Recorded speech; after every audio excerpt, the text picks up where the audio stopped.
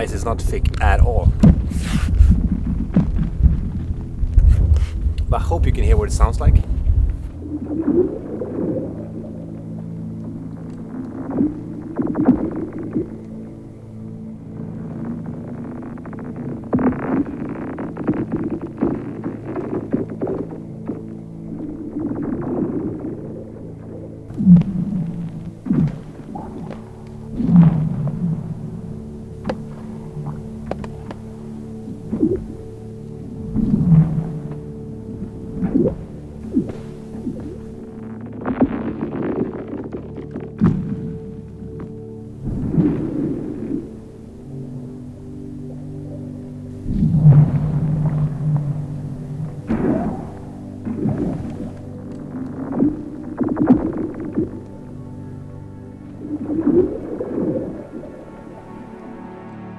It gets colder with each passing day now, and the sun is barely peeking over the horizon. So we've been mostly focusing on trying to keep warm. Not just our bodies, but our spirits too. Taking time to play around, bake, and relax in between all of these renovations we're working on right now. Building this A-frame right now, piece by piece, is really hard work, but it's also a puzzle of constant problem solving and creative thinking.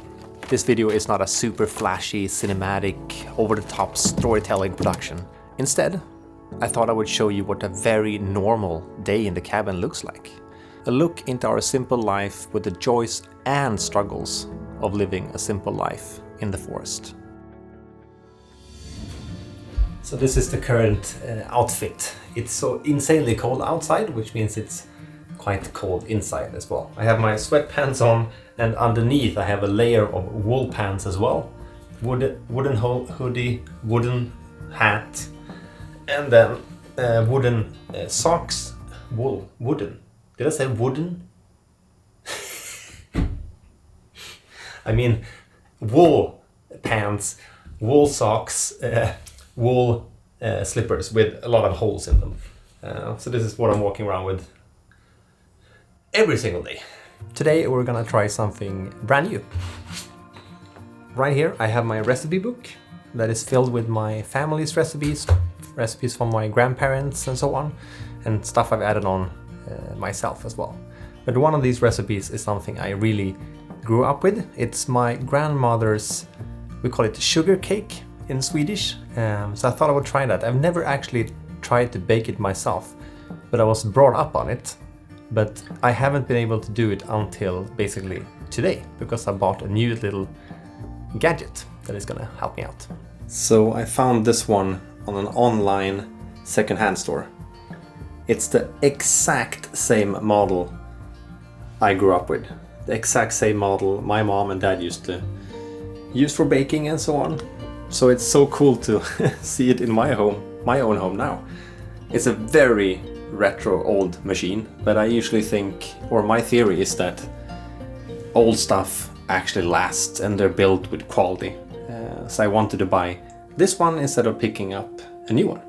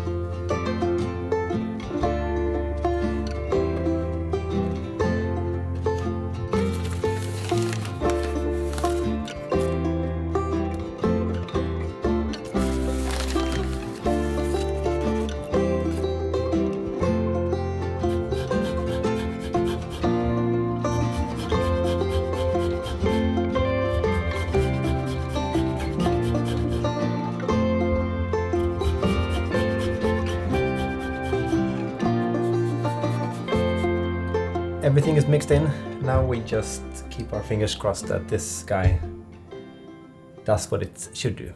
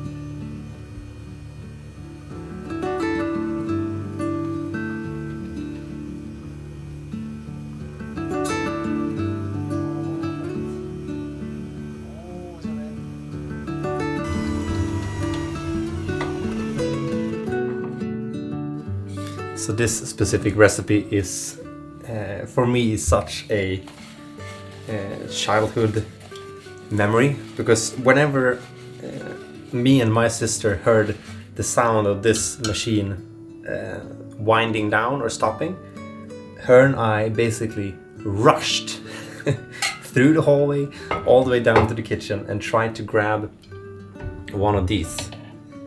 Like, there's one of this in the machine, and then there is this one here as well. Let's see if I can get it out. This one. And they were both of them obviously covered in this, the batter. And me and my sister was always arguing about like which one gets who, because this batter tastes amazing. Like, it's, for me, it's such a childhood memory. So we tried to always like, oh, is it more on this one? Or is it more on that one? You know, like siblings do. Try to calculate and try to get the most out of it without fighting too much. So for me, to hear this machine have this scent of like fresh lemon and sugar, basically, that scent in this cabin, it's such a mix of two worlds. Both my childhood, and I guess the childhood I'm trying to create for August as well, because these are really good memories I have with my dad and my sister and my mom. So, trying to take the best out of my childhood and bring into his.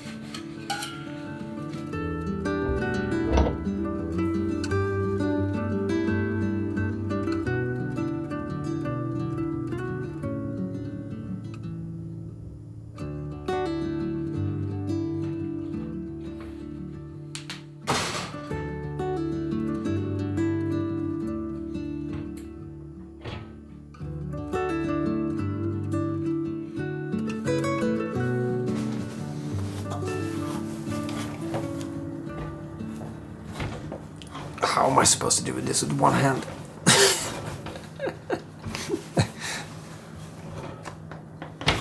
Oh, okay, like that. Ooh.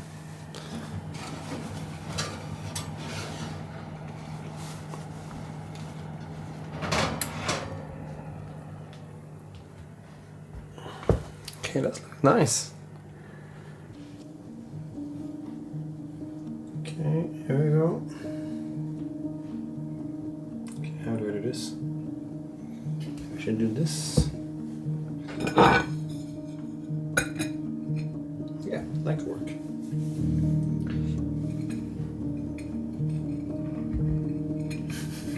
Okay. This was not super easy.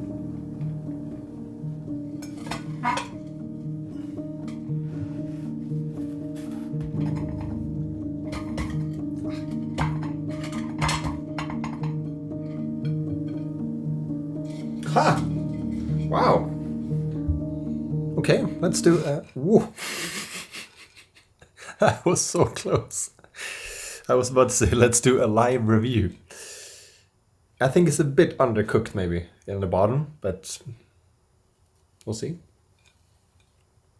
Okay, it's actually super fluffy.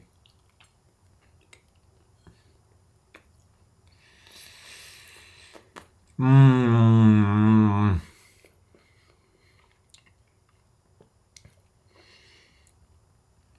Should I be making dinner right now? Yes. Am I going to eat this whole thing instead? Yeah. Oh. Okay, this was insanely good.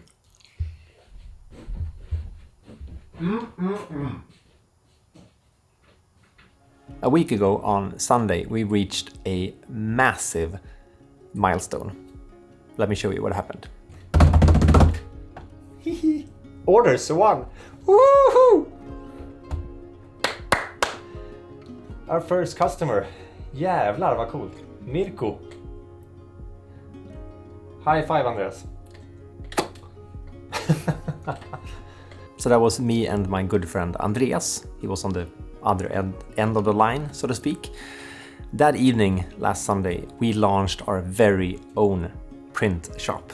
And it was so insanely nerve-wracking and also very exciting. We didn't know if anyone was gonna buy anything from us or what was gonna happen, and everything was gonna work technically.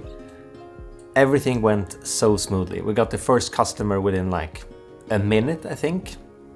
I remember the first customers were from Germany, then we got from Switzerland, the US, Australia, Sweden. In the sales we've had so far, it's two very clear bestseller.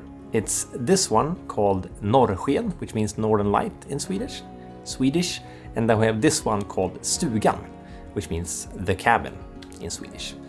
But we have 7 prints in total, and that was obviously 2. So if you want to check out the rest, I've left a link down below. And if you're feeling like you're missing a print, something that you've been either seeing me photograph before, or do you want to see us photograph and add to the print shop in the future, please let us know, because we just got this started and we would like to add on to the batch of, fill up the collection basically. So yeah, link down below if you want to check it out. So here at the A-Frame, we've been actually doing a lot of progress, not just like physically by putting up planks and doing stuff like that, but also a lot of thinking, because I'm not a carpenter. I don't know how to solve all of these issues. And this kind of structure, when it's all triangles and different angles, it's very tricky for me to understand how everything should be lined up. For a professional, it probably just flies by and it's super easy.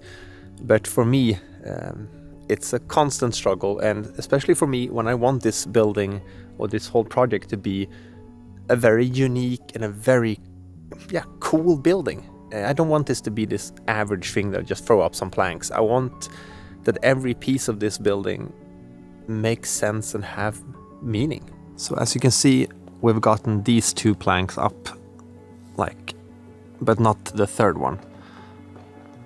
That's gonna be down under here. These 2 planks. Do you want to guess how long it took us to get those up? It took about 6 hours. I'm not even kidding. Insane. They're very heavy and very clumsy. So that's also why it took a lot of time. If I get closer like this, you might understand how wide and big they actually are. Like if I put my hand here, maybe you can understand it's quite large. But it becomes insanely pretty. Next up is going to be to put up all the paneling like within this triangle, and also put up the door. I bought everything for that yesterday. I think I have what I need, or will need. I've never put in a door either before, so it's gonna be quite exciting. I'm making a whole video about this A-Frame project part 5 as well here on YouTube. I just thought I would give you a bit of a sneak peek so you can see what's actually happening behind the scenes. So the doors, the paneling, and the electrician is actually coming on Wednesday as well. So we're moving forward. So we have a bit of a problem at the cabin. As you know, or might know at least, we got running water half a year ago or something, after living here without running water for like 6 years. It's amazing to have running water, but we live in such a cold climate here in the north. It's minus 12 or 14 today, I think, Celsius, which had made the pipe freeze. So nothing is working anymore. But I have a solution for that, and I fixed it. We basically installed a heating cable within the water pipe. So I just plugged that in and the water was flowing perfectly, just a few seconds later. But when that problem was solved, I found 2 new problems. One kind of smaller one and one major problem.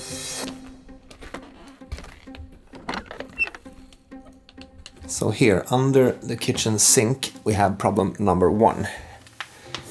I basically put in the heating cable, that's this one right there. And the water comes in through that black pipe there in the middle. And the water goes out in this white-gray one here, a bit on the left side. And the problem was when all the water was flowing through the sink, worked perfectly fine. But then I started hearing like the sound when water is rising, basically.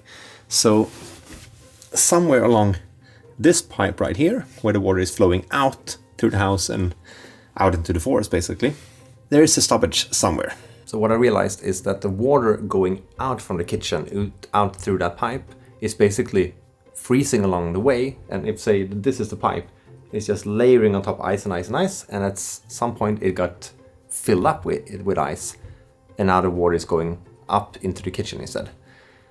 So I think the easiest solution is to put a heating cable in that pipe as well, I guess, until I can fix it in the summer. I don't know if it has something to do with like, if I've been leaning the cable, it needs basically I think it's like a centimeter of dip every meter to make the water go out a certain direction, obviously. And I think I put it at that or even more, but it can't have been enough. Or I've done something wrong. I've never done this before, so yeah.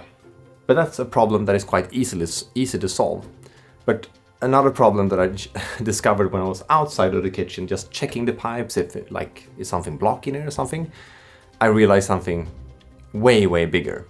Here in the kitchen, I've been feeling for last, I don't know, I think it even was last winter, I'm not sure, but at least for half a year or something. It was easily this spring. I felt like a cold drag here in the kitchen, which doesn't make any sense whatsoever, because when I moved here, I completely renovated this kitchen. So I tore up the old planks, put in new beams, new insulation, made everything super fresh. And it was so sturdy, so insulated, everything worked so well.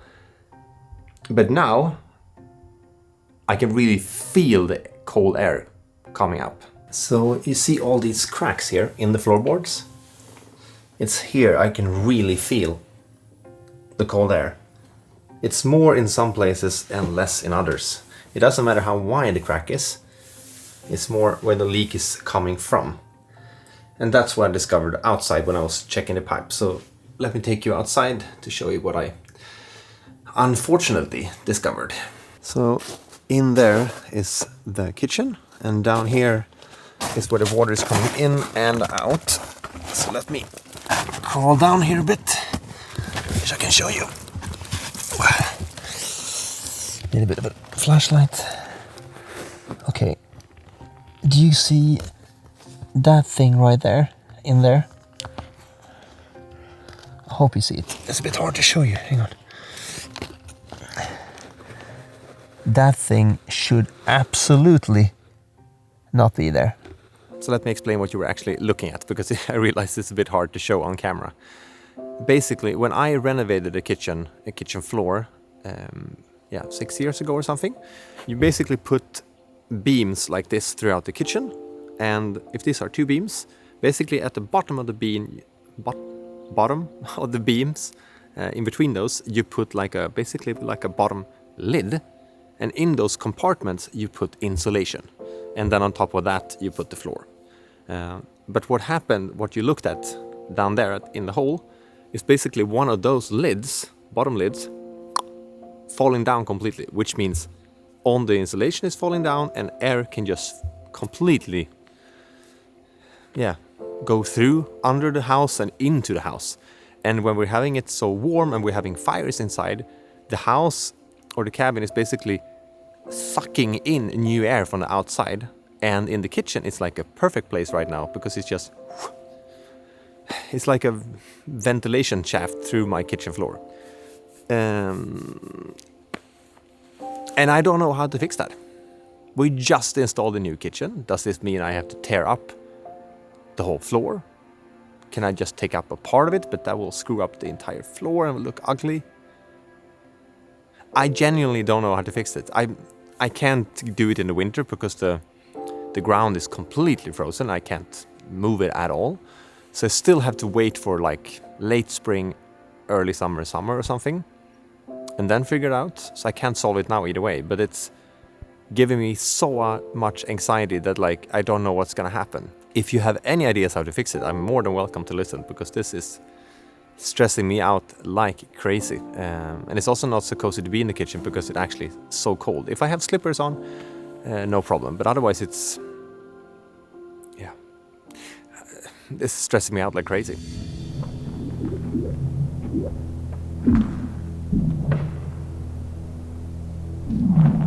I can easily sit here a whole day without getting bored.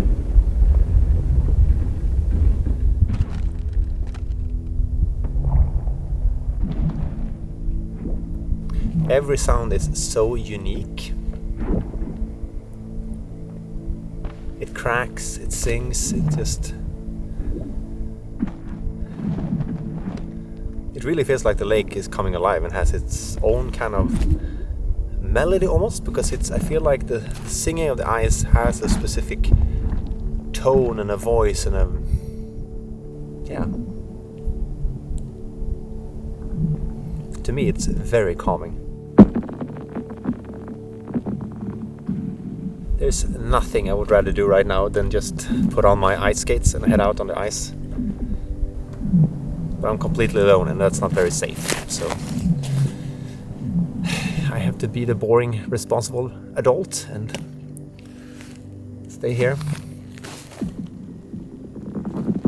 Because the boring part is like any day now, a ton of snow can come and then you don't see the ice like this for, until spring, basically. Because the amount of snow that is coming is just so much, so it just creates like this layer on top of the ice, which makes it obviously impossible for me to use my ice skates. So I only have a few days ice skates on every year, and I really like to do it. But again, not very safe.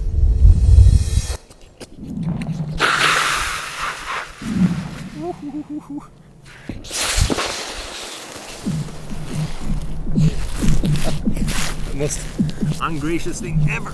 If you're a bit like me and haven't bought your Christmas gifts yet, please feel free to check out our print store. It's filled with 7 brand new prints in different variation and sizes. We ship worldwide, so I think that honestly would be a really good gift to someone. And if you don't want to give it to someone else, you can always buy it for yourself. I've actually bought to both myself and a family member. So link down below if you want to check it out. Thank you for watching this video otherwise, and I'll see you guys very soon again.